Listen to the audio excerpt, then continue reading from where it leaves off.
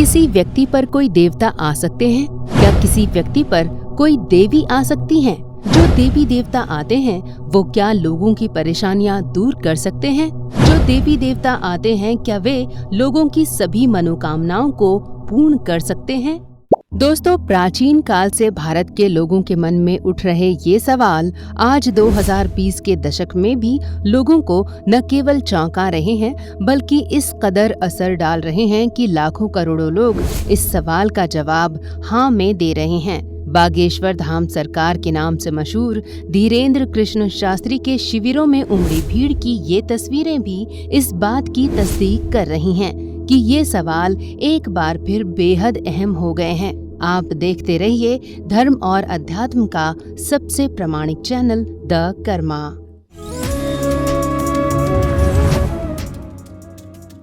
दोस्तों, हम अक्सर किसी शख्स के शरीर में काली माता, हनुमान जी, नाग महाराज, भैरव महाराज आदि के आने के किस्से सुनते रहते हैं। हमारे देश में कई ऐसे स्थान, चौकी या गद्दी हैं जहां आह्वान करने पर किसी खास व्यक्ति में देवी देवताओं या दिव्य आत्माओं का अवतरण हो जाता है। वो खास व्यक्ति उस स्थान, गद्दी या चौकी पर बैठकर लोगों के भूत भविष्य सब बता देता है, उनकी परेशानियों को भी दूर कर देता है। अब हम पौराणिक साक्ष्यों के आधार पर इस तरह के दावों की परीक्षा करेंगे। महाभारत में वर्णन मिलता है कि सुलभा नाम की विदुषी अपने योग बल की शक्ति से राजा जनक के शरीर में प्रवेश कर जाती है और विद्वानों से शास्त्रार्थ करने लगती है। जिस समय सुलभा राजा जनक के शरीर में प्रवेश करती थी उस वक्त राजा जनक का व्यवहार भी बदल जाता था। महाभारत के अनुशासन पर्व में कथा मिलती है कि एक बार इंद्र किसी कारणवश ऋषि देव शर्मा पर कुपित हो गए। उन्होंने क्रोधवश ऋषि का बदला उनकी पत्नी से लेना चाहा।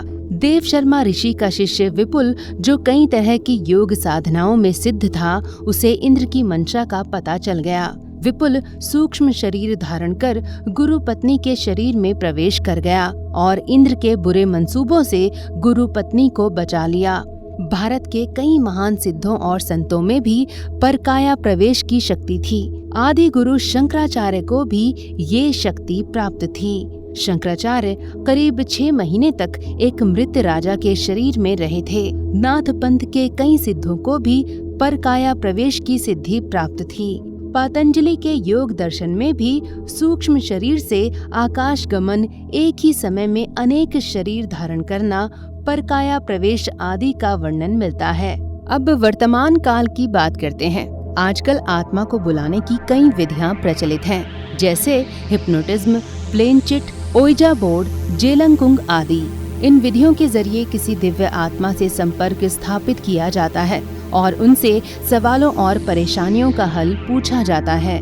दोस्तों, देवी देवताओं जैसी सकारात्मक शक्तियों के अलावा भूत, प्रेत, पिशाच, जिन्न आदि नकारात्मक शक्तियों का भी किसी व्यक्ति के शरीर में आना, उनमें लगातार बने रहना जैसी घटनाएं भी प्राचीन काल से हर देश में मिलती रही हैं। अब जहां तक वैज्ञानिक साक्ष्यों की बात है तो परकाया प्रवेश, देवी देवताओं या आत्माओं का किसी मानव शरीर में प्रवेश करने की घटनाओं का कोई भी वैज्ञानिक आधार नहीं है। लेकिन इस संबंध में क्वांटम एंटेंगलमेंट की थ्योरी काफी अहम है, जिसके अनुसार कोई एक चीज एक साथ किसी दूसरी जगह ठीक उसी तरह रह सकती है जैसे पहली जगह वो है। वो दूसरी जगह कहीं भी हो सकती है। हो सकता है वो पृथ्वी पर हो सकता है किसी अन्य ग्रह पर हो सकता है किसी अन्य डायमेंशन में हो। दोस्तों, क्वांटम एंटेंगलमेंट थ्योरी पर रिसर्च जारी है और इसमें अभी कई तथ्य सामने आ सकते हैं। इसका किसी व्यक्ति के ऊपर आत्माओं के आने से कोई संबंध है या नहीं, ये शोध का विषय है। अब बात करते हैं उन लोगों की जो ये दावा करते हैं कि उनके ऊपर देवी या देवता आते हैं। तो जो जानकारी सामने आई है उस पर गौर करें तो इनमें ज्यादातर लोग नकली साबित हुए हैं, लेकिन कुछ लोग ऐसे जरूर मिले हैं जिन्होंने लोगों का भूत और भविष्य बताकर उनकी परेशानियों को दूर भी किया है। ऐसे कुछ लोगों के स्थान पर मेला भी लगता है। इनमें से कुछ लोग किसी मंदिर में बैठकर चमत्कारी ढंग से लोगों के दुख दर्द को दूर कर देते हैं। ऐसा माना जाता है कि जिनके ऊपर देवी देवता आते हैं वो बहुत ही सात्विक लोग होते हैं। उनकी भावना शुद्ध होती है। वे मोह और माया से काफी हद तक दूर होते हैं। वे नकारात्मक विचारों का बिल्कुल त्याग कर देते हैं, झूठ नहीं बोलते, कोई बेईमानी नहीं करते, हिंसा नहीं करते, किसी की निंदा नहीं करते और भगवान पर अडिग रूप से भरोसा करते हैं। दोस्तों, किसी व्यक्ति पर देवी या देवता के आने को लेकर बना ये वीडियो आपको पसंद जरूर आया होगा। इसे लाइक व शेयर करें और हाँ, हमारे चैनल को सब्सक्राइब करना ना भूलें। धन्यवाद।